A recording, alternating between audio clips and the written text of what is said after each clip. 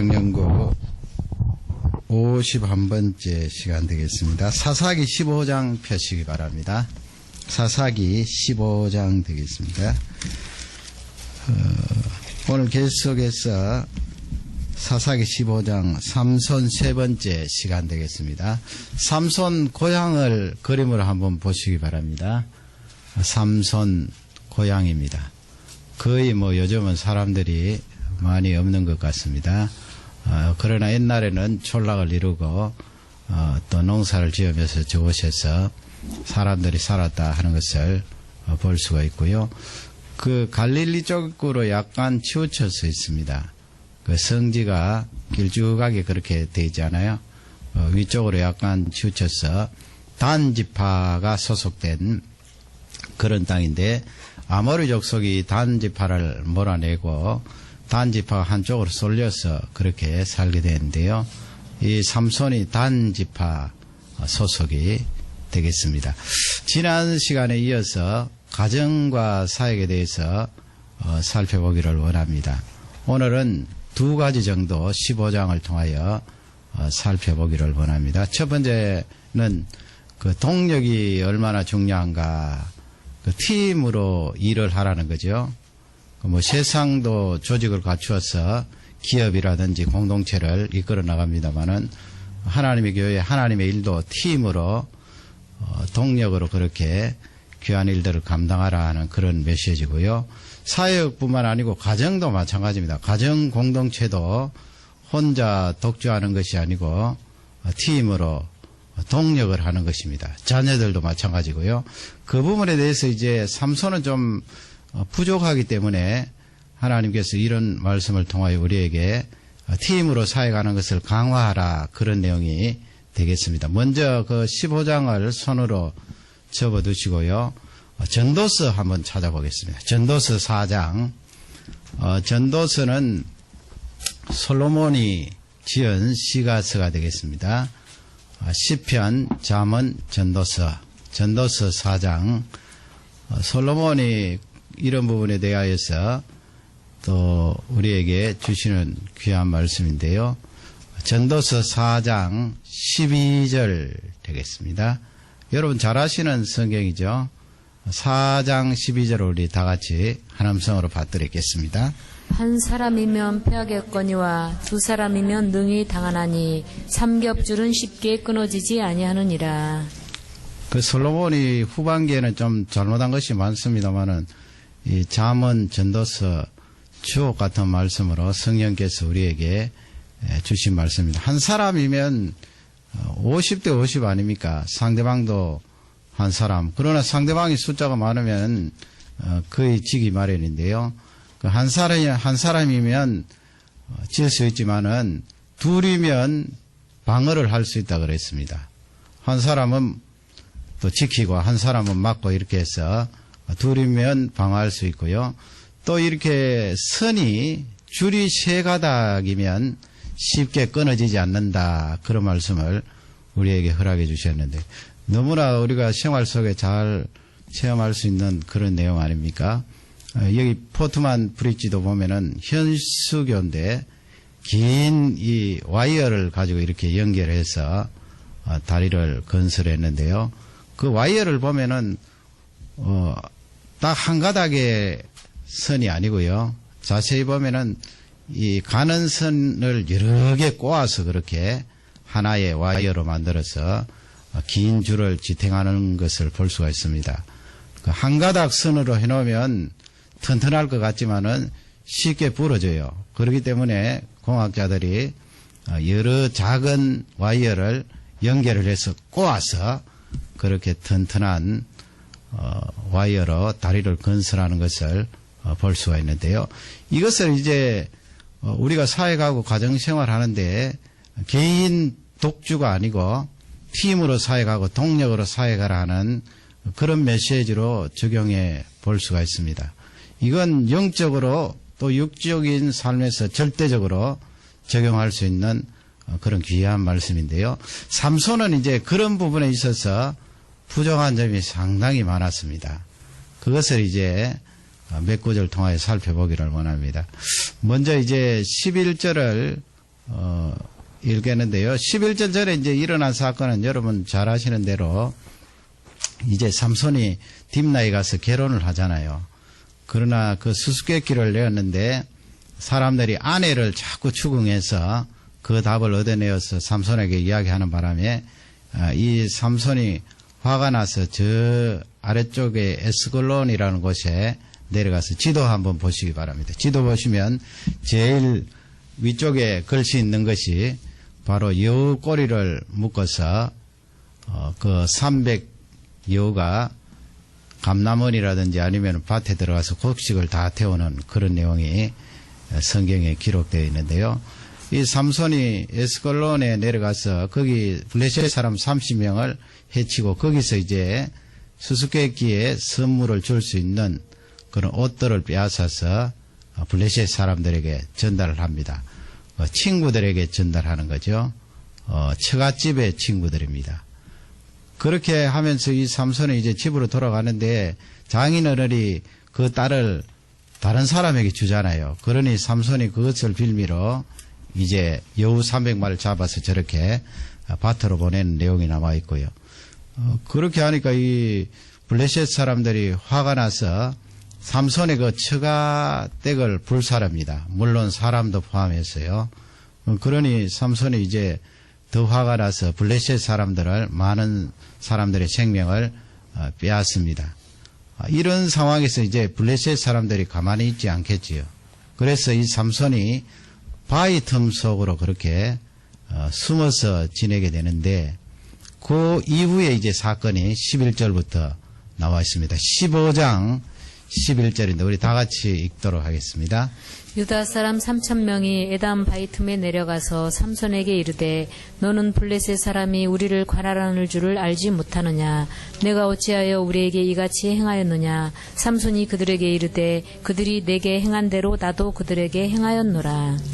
좀 길지요. 에담이라는 그 바위 틈 속에 삼손이 숨어서 사는 것을 볼 수가 있는데 다른 사사와 달리 이 삼손은 상당히 그 하나님께로부터 많은 은혜를 받았지요. 어릴 적부터. 그럼에도 불구하고 그 사역 자체가 외로운 것을 볼 수가 있습니다. 혼자죠, 혼자. 이렇게 블레셋 사람들이 화가 났을 때 같은 이스라엘 사람들 집이라든지 거기서 제공하는 피난처에서 지내야 될 텐데 혼자 이 바위 틈 속에서 지내니까 사사라고 하지만 얼마나 외롭습니까? 그것이 이제 동력이 주는 큰 도움과 위로를 놓치고 있는 삼손을 볼 수가 있습니다. 유다 사람들이 몇 사람이 지금 올라옵니까? 3,000명 이렇게 올라오는데 3,000명 올라온 이유가 무엇인가 하면 삼손을 잡기 위해서요.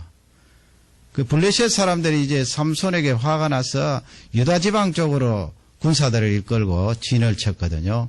그러니 유다 사람들이 겁이 들어나서 그 블레셋 사람들을 화나게 한 삼손을 잡아서 넘기려고 이제 바위 틈 속에 사는 그 삼손에게 찾아오게 된 것입니다. 그 11절 중간에 보면 그런 말이 있죠. 블레셋 사람들이 우리를 관할하는 줄 네가 알지 못하느냐. 그 말씀은 블레셋 사람들이 오래도록 이스라엘 백성들을 다스리고 있는데 네가 왜 그 블레셋 사람들의 화를 부추겨서 이렇게 또 우리가 고통을 당하게 하느냐. 그런 말이에요. 여러분 그 말이 주는 뉘앙스가 무엇입니까? 이 유다 백성들, 이스라엘 백성들이 사사 삼손에 대한 사역을 깊이 이해하지 못하고 있다는 말씀이에요. 또 삼손도 이스라엘 백성들을 향해서 자기가 행하는 그 사역을 충분히 설명하지 못하였다는 거예요. 더욱이나 이스라엘 백성들이 지금 자기 자신들이 왜 이렇게 블레셋에게 고통을 당하는가 그 부분에 대해서 무지했다는 것입니다. 그러니 자기들을 건져줄 그 삼손에게 와서 도로 나무래고 있는 것입니다. 하나님께서 이것을 아시기 때문에 그 이스라엘에게 동력으로 사역할 수 있는 그런 길을 활짝 열어 놓으셨다기보다는 삼손에게 혼자 강한 힘을 발휘하여서 블레셋을 무찌를 수 있도록 그렇게 하신 거예요. 이스라엘이 잘 모르니까요.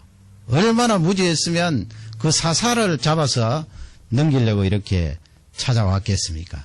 그러니 여러분 여기서 삼손이 홀로 독주를 하고 있다는 것을 우리가 알 수 있고 이스라엘 백성들이 그 사사와 손을 잡고 같이 사역을 감당하지 않았다는 것을 알 수가 있습니다.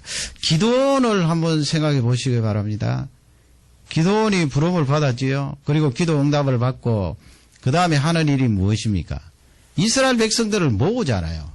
군사들을 모아서 3만 명 이상 집결시키고 하나님의 응답을 받는데 거기서 2만 2천 명 추려내고 또 10,000명 추려내고 이렇게 해서 결국 남은 숫자가 300명.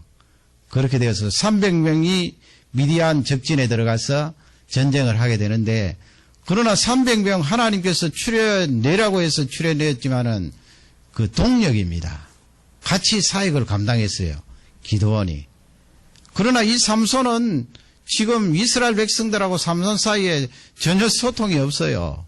서로 손잡는 것이 없고요. 도리어 이스라엘 백성들이 사사를 잡아서 넘겨주려고 이렇게 찾아온 것을 볼 수가 있습니다. 신약에 사는 우리에게 하나님께서 이 말씀을 적용하라고 명령하실 때는 절대적으로 가정이나 사역은 동력이 필요하다. 팀으로 사역해야 되는 것이 필요하다는 것을 우리에게 잘 알려주고 있습니다. 12절을 다 같이 읽도록 하겠습니다. 12절입니다. 그들이 삼손에게 이르되 우리가 너를 결박하여 블레셋 사람의 손에 붙이려고 이제 내려왔노라. 삼손이 그들에게 이르되 너희는 친히 나를 치지 않겠다고 내게 맹세하라. 어떻게 보면 삼손이 자기 민족을 굉장히 사랑하고 있는 거예요. 왜냐하면 그 힘을 가지고 그 3,000명 왔지만은 내리치면은 말이죠. 많은 사람들을 상하게 할 수 있을 텐데 도리어 그 유다 사람들에게 너희들이 나를 치지 않겠다고 그렇게 맹세를 하라. 그렇게 하면서 순순히 잡혀줍니다. 잡혀주는 것은 자기 힘을 하나님께서 자기에게 힘을 주신 것을 알고 있기 때문에 그렇게 묶여준 거예요. 13절 말씀을 다 같이 읽겠습니다. 그들이 삼손에게 일러 가로되 아니라 우리가 다만 너를 단단히 결박하여 그들의 손에 붙일 뿐이요 우리가 결단코 너를 죽이지 아니하리라 하고 세 줄 둘로 결박하고 바위 틈에서 그를 끌어내니라. 예, 유다 백성들이 삼손에게 이제 약속을 하지요. 우리들은 너를 결코 해치지 않을 것이다. 그러나 틀림없는 것은 너를 꽁꽁 묶어서 블레셋 사람들에게 넘겨줄 것이다. 그래서 이제 블레셋 사람들을 앞으로 삼손이 묶여서 이제 가고 있는 내용이 쭉 나오고 있는데 여기서 여러분 이 삼손의 사역을 다시 한번 생각해 보세요. 참 외롭잖아요. 삼손이 그 어릴 적부터 하나님께 소명을 받아서 부모님도 은혜를 받고 쭉 성장하고 이제 나시린으로서 블레셋을 대항하여서 계속해서 사역을 감당하고 있는데 자기 혼자 이렇게 사역을 쭉 감당하고 있어요. 그러니 이 유다 백성들에게 잡혀서 넘겨주는 이런 내용이 나오고 삼손 자신도 그 부분에 대해서 다른 한글을 하지 못하고 이스라엘 백성들에게 설명도 하지 않는 내용을 볼 수가 있습니다. 그러니 그 사사시대의 영적으로 피폐함을 잘 알 수가 있습니다. 원래 하나님께서 그러면 동력을 하도록 그렇게 길을 열어주시지 아니에요. 그만큼 영적으로 피폐했기 때문에 동력이 안 되는 거예요. 동력이 안 되기 때문에 삼손을 홀로 세우셔서 그에게 강력한 능력을 부어주신 것을 볼 수가 있습니다. 우리가 신약시대나 구약시대나 하나님께서 어떤 사람을 부르셔서 사용할 때 다양한 여러 가지의 은사를 부어주시지는 않습니다.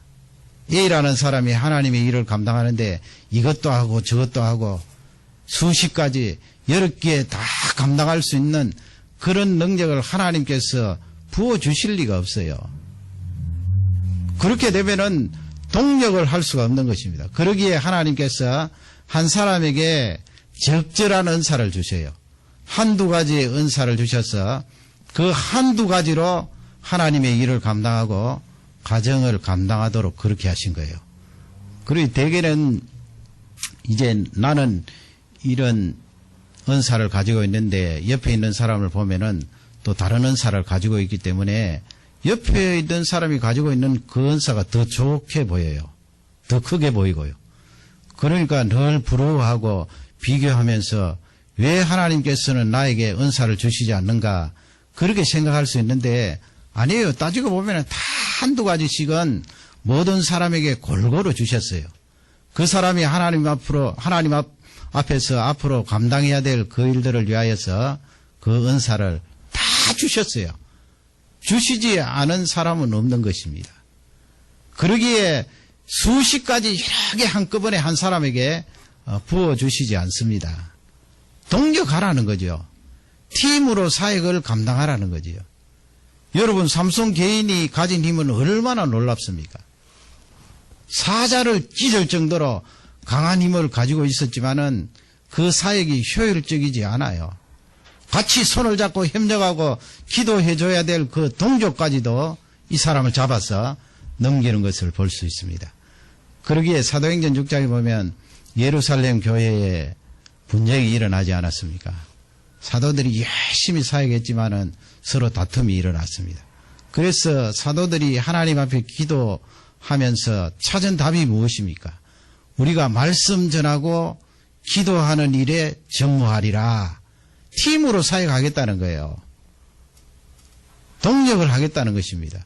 그 외에 행정적인 문제는 집사님들을 뽑아서 집사님들이 그 일을 감당하면 팀 사역이 되고 동력이 되고 더 효율적으로 교회를 이끌어 나갈 수 있다. 그런 말씀이 되겠습니다. 우리 예수님도 이 세상에 오셔서 12사람의 제자들을 부르셔서 3년 동안 그들을 철저히 훈련하셨습니다. 나중에 요한복음 14장에 보면 그들이 나보다 더 큰 일을 하리라 그랬습니다. 우리를 향하여 또 말씀하셨어요. 너희들이 더 큰 일을 하리라. 예수님보다도. 그게 바로 동력입니다. 팀으로 사역하는 것입니다. 예수님께서 그렇게 3년 동안 철저히 제자들을 훈련하신 것은 동력하라는 메시지고요. 팀으로 일하라는 메시지입니다. 나 혼자 할 수가 없습니다. 그래서 우리는 기도할 때 하나님 아버지 팀으로 동력으로 사역을 감당할 수 있도록 좋은 동력자들을 세워주십시오. 보내어주십시오. 그렇게 기도하는 일이 대단히 중요합니다. 가정도 마찬가지예요. 우리 부모님들이 이제 가정에 어려운 일이 있고 그렇게 하면은 자녀들에겐 대개 이야기하지 않는 경우가 많은데요. 저도 뭐 그럴 때가 많지요. 그러나 곰곰이 생각해 보면 어느 정도는 자녀들에게 다 이야기해야 돼요. 뭐 달라고 이야기를 합니까? 기도하기 위해서요. 어쩌면은 자녀들이 기도하면 더 잘 들어주는데 우리 부모님들은 자녀들 걱정할까봐 자녀들 불안하면은 공부하는데 지장이 있을까봐 그 이야기하지 않는데 그렇지 않아요. 가정도 동력이거든요.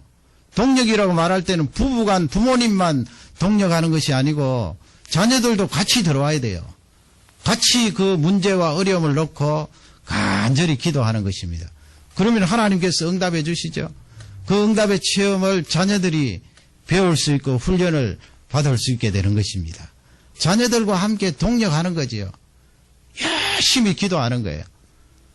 여러분 우리 교회를 위하여서도 많은 동력자들을 보내주셔서 하나님께서 원하시는 그 구석구석 들어가서 사역을 감당할 수 있도록 계속해서 기도해 주시기를 주님의 이름으로 축원합니다. 두 번째 이제 살펴볼 것은 15절 이하의 말씀인데요. 끊임없이 지속적으로 능력이 공급되어야 된다는 거예요. 거기 능력이란 말씀은 하나님의 능력입니다. 우리가 이 세상 살아가는데 한번 능력을 공급받고 끝나는 것이 아니고요. 계속해서 매 순간, 매 시간, 1년 365일 계속해서 하나님의 능력을 공급받아야 가정과 이 교회가 사역을 감당할 수 있다 하는 그런 귀한 말씀이 되겠습니다. 우리 15절, 16절 말씀을 다 같이 읽겠습니다. 삼손이 나귀의 새 턱뼈를 보고 그 손을 내밀어 취하고 그것으로 1,000명을 죽이고 가로되 나귀의 턱뼈로 한 더미 두 더미를 쌓았으며 나귀의 턱뼈로 내가 1,000명을 죽였도다. 이제 삼손이 유대 사람들에게 붙잡혀서 꽁꽁 묶여서 이제 다가오는데 여호와 하나님께서 그 블레셋 사람들 앞에 삼손이 서니까 갑자기 권능 능력과 힘을 부어주셔서 마치 그 불탄 삼줄이 끊어지듯이 힘을 주니까 끊어졌어요. 그래서 여러분 근본적으로 삼손이 머리가 길어서 힘이 나온 게 아니에요. 하나님께서 아마 머리 길어도 힘을 그때그때 공급해 주시지 않으면 삼손이 그런 큰 힘이 나올 수가 없어요. 하나님께서 힘을 주시는 거죠. 머리가 길지만 계속해서 그때그때 힘을 하나님께서 주셔야 돼요. 그래서 이 삼손이 줄을 끊어버리고 죽은 나귀의 턱뼈를 가지고 이제 블레셋 사람을 치는데 그 15절 16절에서 몇 사람을 쳤다고요? 1,000명이에요. 1,000명. 한 사람이 어떻게 1,000명 감당하기도 어려운데 그렇게 어떻게 쳤든지 그 사람들이 다 죽었어요. 1,000명. 실제 있었던 사건이거든요. 그렇게 1,000명을 치는데 시간도 상당히 오래 걸렸겠죠. 일순간 뭐 삼손이 죽으라 한다고 다 죽는가요? 일일이 쳤을 거 아니에요, 힘으로. 상당한 시간이 지났는데 18절 말씀에 보면 삼손의 그 상태가 어떻게 되었는가. 삼손이 자기 입으로 그렇게 고백을 하죠. 18절 말씀을 다 같이 읽겠습니다. 삼손이 심히 목마름으로 여호와께 부르짖어 가로되 주께서 종의 손으로 이 큰 구원을 베푸셨사오나 내가 이제 목말라 죽어서 할례 받지 못한 자의 손에 빠지겠나이다. 예, 삼손이 자기가 알죠. 왜 모르겠습니까? 하나님께서 그렇게 힘을 주시니까 1,000명을 처단을 했는데 그러니 거기 앞쪽에서 고백을 하잖아요. 하나님께서 종에게 그렇게 능력을 주셔서 이렇게 이길 수 있게 하셨습니다. 그렇게 고백하는데 육적인 상태는 어때요? 지금 목이 말라서 죽을 지경이에요. 거의 죽을 지경이에요. 그러니 그 1,000명 그 더운 지방에서 나귀 턱뼈를 가지고 쳤으니 얼마나 힘들겠어요. 하나님께서 강한 능력을 부어주셨지만은 육적으로 그 에너지가 고갈되는 건 있잖아요. 더욱이 이 땀을 많이 흘리니까 갈증이 와서 견딜 수가 없는 거예요. 가만히 놔두면 죽는 거예요. 그것을 이제 삼손이 자기 자신의 그 육적인 상태를 고백하는 것을 볼 수가 있습니다. 이 내용을 보면 삼손이 하나님께서 한번 능력을 부어주셔서 죽을 때까지 계속 어느 순간 자기가 생각만 하면 그 힘을 발휘할 수 있는 것으로 그렇게 생각해서는 안 된다는 거예요. 하나님께서 그때 힘을 공급해 주는데 목이 말라서 죽게 되었습니다. 이 말씀은 자신의 이 육체의 한계를 지금 하나님 앞에 고백을 하고 있는 것입니다. 육체의 한계를 가지고 있는 삼손 19절 말씀에 어떻게 합니까? 우리 19절을 다 같이 읽겠습니다. 하나님이 레이의 한 우묵한 곳을 터치시니 물이 거기서 솟아나오는지라 삼손이 그곳을 마시고 정신이 회복되어 소생하니 그러므로 그 샘 이름은 에낙고레라. 이 샘이 레이에 오늘까지 있더라. 예, 레히라는 그 장소에 에낙고레 그렇게 돼 있죠. 그 목이 말라서 견딜 수가 없으니까 하나님 앞에 간절히 부르짖은 거예요. 하나님 지금 목이 말라서 죽게 되는데 이렇게 탈진해서 쓰러지면은 블레셋 사람들이 와서 할례 없는 저 백성들이 나를 칠 것입니다. 간절히 부르짖었더니 하나님께서 우묵한 곳에 터치를 하셔서 물이 콸콸 솟아오른 거예요. 삼손이 그 물을 마시고 정신을 차리게 되었는데 이름을 지었죠. 에낙고레. 에낙고레라는 그 이름의 뜻은 부르짖는 자의 셈이라는 뜻이에요. 부르짖는 자의 셈. 삼손이 이것도 하고 저것도 하고 모든 일에 힘을 발휘하여서 다 할 수 있는 존재가 아니에요. 삼손이 자신의 육신의 한계, 정신의 한계를 느꼈기 때문에 하나님 앞에 간절히 부르짖었잖아요. 하나님 살려주십시오. 물 좀 주십시오. 그랬더니 하나님께서 그 손길로 우묵한 곳을 터치하셔서 물을 주셨습니다. 야, 이것이 에낙고레구나. 부르짖은 나에게 하나님께서 샘물을 주셨다 하는 그 고백을 하고 있는 것을 볼 수가 있습니다. 여러분, 이것은 우리에게 무엇을 알려주고 있습니까? 하나님 앞에 우리가 사역을 감당할 때 늘 능력을 공급받아야 된다는 거예요. 능력을 공급받지 않으면 그 사역을 감당할 수 없다는 거예요. 옛날보다 지금은 이 정신 건강이 많이 무너졌잖아요. 그리고 심각하고요. 옛날에 여러분 옛날에도 발달적인 측면에서는 또 우울증이 들어오고 또 스트레스도 있었겠지만은 요즘처럼 이렇게 심하지는 않았을 것입니다. 점점 더 심각해요. 우울증이라든지 정신적인 피폐라든지 감당할 수가 없는 거예요. 정신적으로 이렇게 고갈이 되면 결정적인 치명적인 영향이 무엇인가 하면 영적으로 같은 현상을 겪는다는 거예요. 그렇지 않습니까? 내가 지금 우울이 들어와 있는데 기도가 잘 나갑니까? 찬송이 막 나가고 더 성령 충만해서 하나님을 찾습니까? 정신적으로 벌써 다운이 되기 때문에 영적으로도 다운이 되는 거고요. 내가 정신적으로 스트레스를 너무 받아서 견딜 수 없으면 기도가 잘 안 나가요. 찬송이 잘 안 나와요. 잘 나와야 되는데 잘 안 되는 것이 우리 사람이에요. 육신도 마찬가지죠. 육신이 당장 여러분 내가 머리가 지금 굉장히 아프면 말씀이 드러나요. 머리가 아픈데 기도가 되나요? 찬양이 되나요? 그러니 우리 몸은 이 육신과 정신과 영혼이 연결되어 있기 때문에 다 영적인 부분에 영향을 주고 영적인 부분이 육과 정신에 영향을 줘요. 다 연결이 되어 있어요. 왜 우리에게 현대에 사는 우리에게 더욱더 하나님이 공급해 주시는 끊임없는 능력이 필요한가? 정신적으로 자꾸 피폐해지기 때문에 그래요.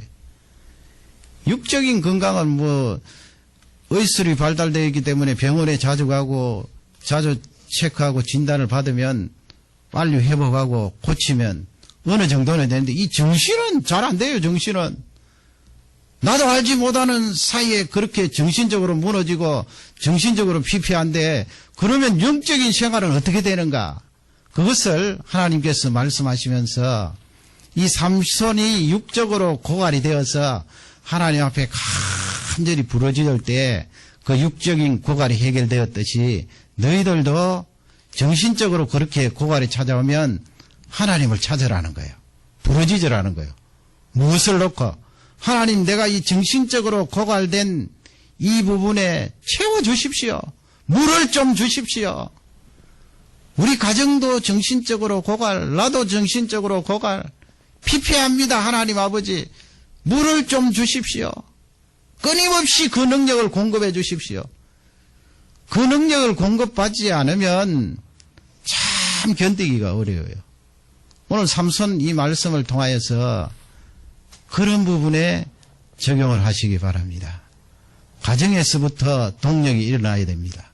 자녀들과 함께 기도하면서 가정 안에서 일어나는 그 정신적인 고갈을 서로 기도하면서 성령께서 채워주시는 그 능력을 체험하는 거예요. 그리고 사역의 현장에 가서 동일하게 능력을 공급받아서 그 사역을 동력으로 감당할 수가 있는 줄 확신합니다. 하나님, 우리 가정에 나에게 물을 좀 주십시오.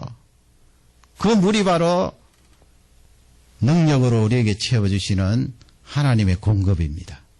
그 하나님의 공급은 부르짖고 간구할 때마다 끊임없이 우리에게 채워주시는 줄 확신합니다. 하루라도 기도 안 하고 그렇게 버티는 분들 보면은 저는 참 신기해요. 좀 그런 방법을 저한테 좀 알려주시면 좋겠어요. 수요일 나오신 분들은 그래도 기도를 많이 하시겠지요. 저는 하루라도 기도 안 하면은 굉장히 힘들어요. 그런데 어떻게 기도 안 하고 멀쩡하게 잘 살아가는 거 보면, 이야, 어떻게 무튼도 하루를 가지고 그렇게 살아가는가 좀 배우고 싶어요. 하나님 아버지, 하나님이 주시는 그 능력은 한 달에 한 번으로 되는 것이 아니고 매일매일 나에게 부어주셔야 되는데 그 능력이 오늘도 필요합니다. 그렇게 기도하시면서 우리 자녀들까지 날마다 하나님의 공급하신 능력을 통하여 승리하시기를 주님의 이름으로 축원합니다. 다 같이 우리 기도하겠습니다. 말씀을 생각하면서 기도하겠습니다.